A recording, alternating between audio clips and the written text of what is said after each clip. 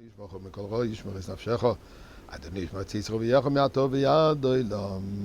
vous le savez, c'est le chapitre 121 de Tilim que nous disons tous les jours. Je suis sûr qu'à date, vous le savez. Dites-le, ou si vous l'avez déjà dit, dites-le. Et aussi, on met un peu de tzedaka dans la boîte de tzedaka. Et aujourd'hui, je dois m'excuser. J'ai fait une erreur. Je vous ai induit en erreur. Il y a un petit moment,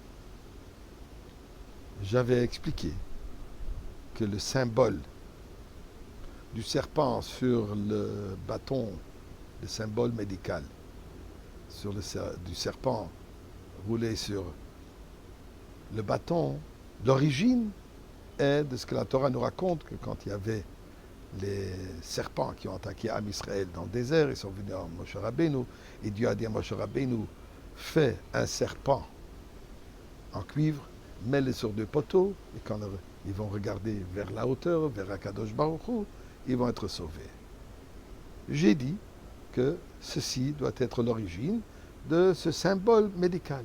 Eh bien, j'ai eu l'occasion de lire un article d'un certain Yedid Yelevin qui a fait des recherches là-dessus. Et il s'avère que je ne suis pas le seul à faire cette erreur. Il dit que c'est une erreur très commune. Et voilà qui nous donne les détails et l'historique, et ainsi qu'un message très intéressant du Rabbi. Eh bien, ce symbole de l'urgence, ça s'appelle the Star of Life, l'étoile de vie, qui est une étoile de 6 points. Ce n'est pas le Magen David, mais c'est une étoile de 6 points, qu'au centre, il y a un bâton avec le serpent qui autour. Il dit qu'en réalité, ceci a été dessiné par the American Medical Association, l'association américaine médicale, en 1960, et ceci est devenu le symbole uniforme à travers le monde pour toutes les organisations d'urgence médicale. Au point que ça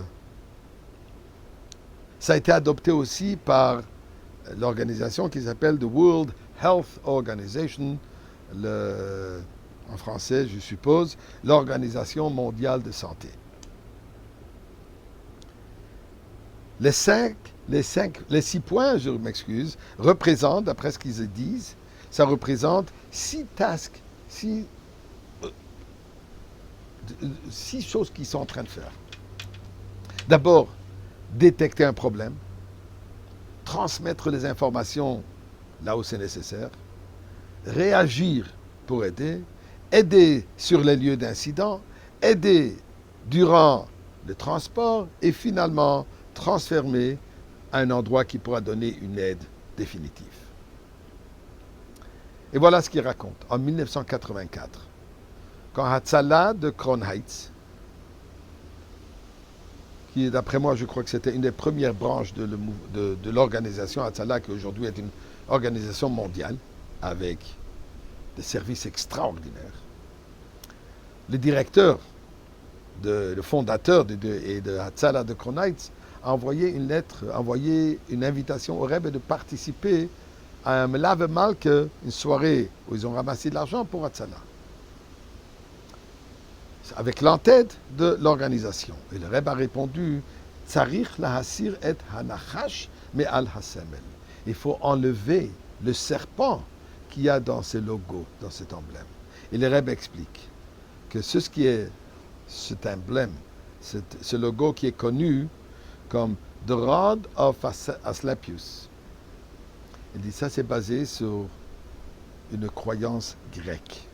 Apparemment, Asclepius était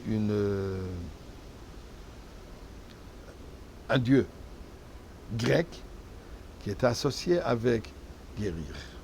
Et celui, apparemment, dans l'image, était quelqu'un qui allait toujours avec un bâton et avec un serpent. Donc, de là, c'est venu. Donc, le Rabbi dit d'avoir un symbole qui est basé sur une idole n'a pas de place au sein de la communauté juive. Et effectivement, ils ont tout de suite changé. Au lieu d'avoir ce bâton avec ce serpent, ils ont mis une flamme dans un cœur.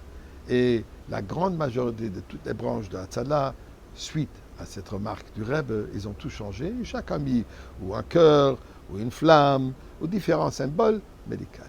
Nous disons à Kadosh Baruch Hu, on a besoin de l'Hatzalah.